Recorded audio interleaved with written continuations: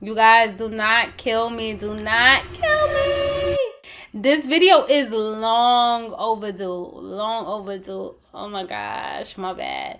But, okay, we're here now, right? So, earlier this week, I had posted this on my Instagram and my TikTok. And I also posted this on my Instagram and TikTok. And y'all, when I'm telling you, I got so much questions about my career path as a traveling nurse practitioner. I'm like, where y'all been? I've been talking about it for years now. But I also understand the algorithm on social media platforms, like, you know. But since then, I've been getting a lot of questions. So I figured, why not come on here and answer those questions in one simple video, right? So let's get right into it.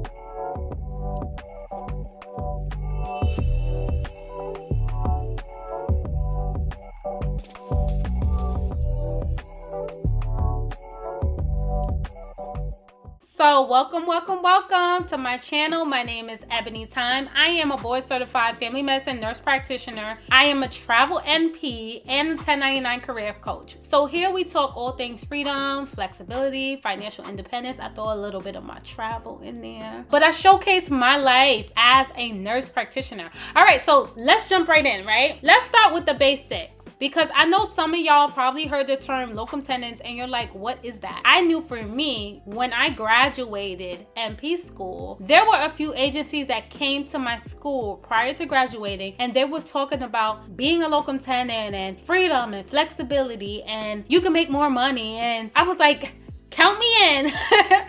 So, what is locum tenens? Locum tenens is literally a Latin term that means to hold the place of. So in healthcare, it basically means you're filling in temporary for a provider. Maybe they're out on leave, maternity leave, or the clinic or hospital is short-staffed, and that's when you come in and you fill in for however long this may be. So it can be a few shifts, it can be a few weeks, it can be several months, it can be years, it can be part-time, full-time, PRN, and the beauty of it all is that it's super flexible. You get to decide when, where, and how long you want to work. Before I get into this any deeper, let's clear up the biggest difference between W-2 and 1099 contracting. Most locum opportunities are 1099 contracts, meaning you're an independent contractor, not an employee. So let's break this down a little bit further, right? I know I spoke about it in another video, so make sure you go and check out that video, because I break down when you want to do W-2 versus when you want to do 1099, right? So good little video to watch. But for the sake of this video, when you're W-2, taxes get taken out automatically, right? It gets taken out of your paycheck, so you're not responsible for paying your taxes, pretty much. It's already taken out. So you get benefits like health insurance and a retirement plan, right? Directly through the agency. When you're a 1099, you're the business. You get paid your full rate, no taxes get taken out, and you're in control of how to pay yourself, how much to pay yourself, what to save, what to deduct, and so on. It does come with a little bit more responsibility, but it also comes with more freedom, more earning potential, increasing your income. Oh my God, it's amazing. I like it. And this is exactly how I went from working nonstop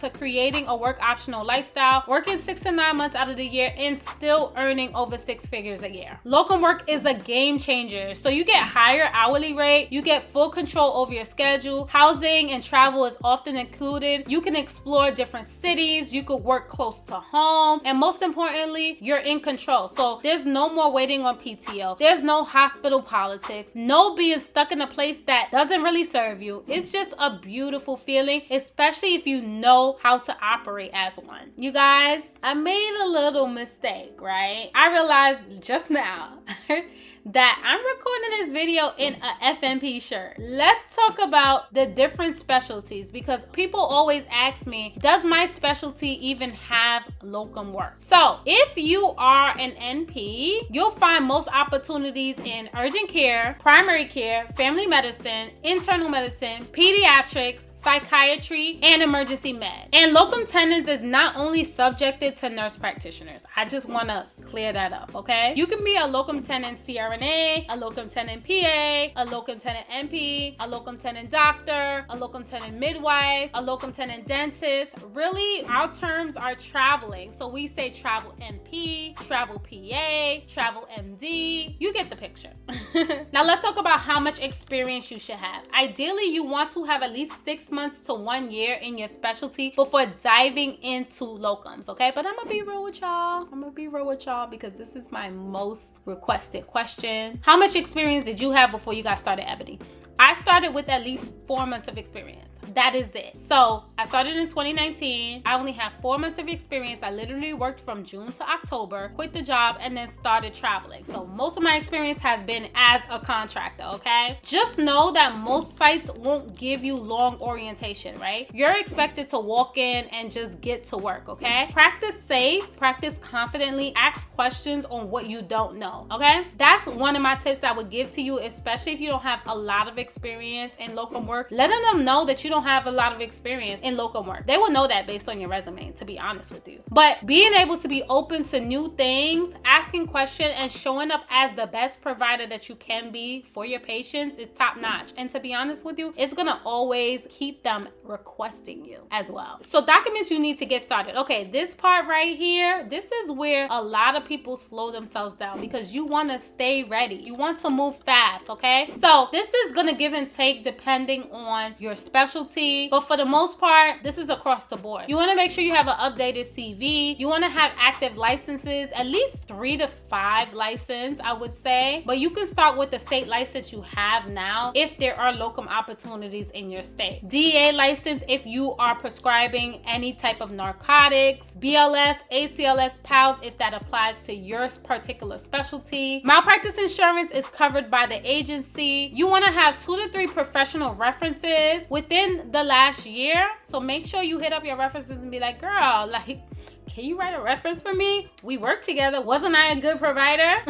So immunization record, tuberculosis testing, your most recent physical within the year, and any copy of your board certifications, your diplomas. Here's a tip for you, okay? This is what I do. Make a Google Drive folder and label it Locum Docs. So every time an agency emails you and they need to credential you, you just send them the link. Take what you need out of there because I don't have time for it. Now, where to find these locum opportunities? It's literally a Google search. You can just type in locum in the Google search, or you can find it on LinkedIn or Indeed. Here's the key though. Don't just stick with one agency. Work with a minimum of 2 to 3 agencies because each agency has its own exclusive contracts and pay rates. Let's talk about different type of locum packages. So when agencies start sending you offers, you'll start to notice that not all packages are the same. So there are 2 different types of packages. You have the traditional package where they pay for housing, travel, malpractice, and you just show up and you work. Then you have an all-inclusive package where they give you a higher hourly rate and you pay for housing and travel yourself. Here's how you can stand out and stay booked. Number 1, get multiple licenses. I cannot stress this enough. At least 3 to 5 licenses to open up more options for you. Keep your paperwork current. No expired license, no expired certifications. You want to make sure you build good recruiter relationships. Communication is everything. You should be top thought when it comes to these opportunities once the recruiter receives them. Be flexible. Your first few contracts might not be as glamorous, but they'll build your experience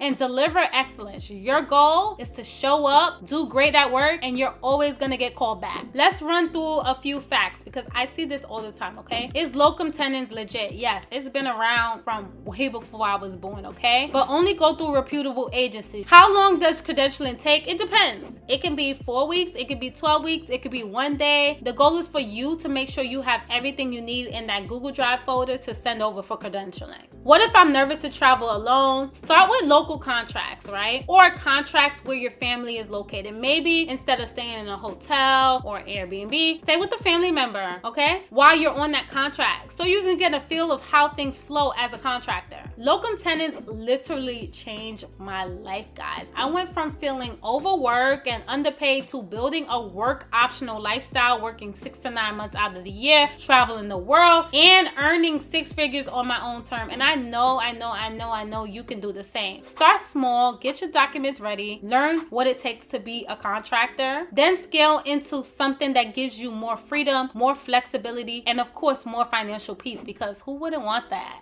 If this video helped you a lot, hit that like button, subscribe, and drop a comment below, because your question might be the topic of my next video. Who knows, right? And if you're looking to connect with me beyond YouTube, listen, I host in-person and online workshops and trainings, and I also mentor nurse practitioners who want to confidently step into 1099 contracting and keep more of what they earn. So if you're ready for that level of guidance, head over to my Instagram at ebthenp and DM me the word info. What's going to happen is that I'll walk you through what it looks like to work with me and be mentored by me throughout your contracting journey. I specifically focus on 1099 contracting because that's where most people struggle, not knowing how their money works, how to pay themselves, how to negotiate, and that's exactly where I come in. So thank you guys so much for watching, and make sure you like, comment, and subscribe below.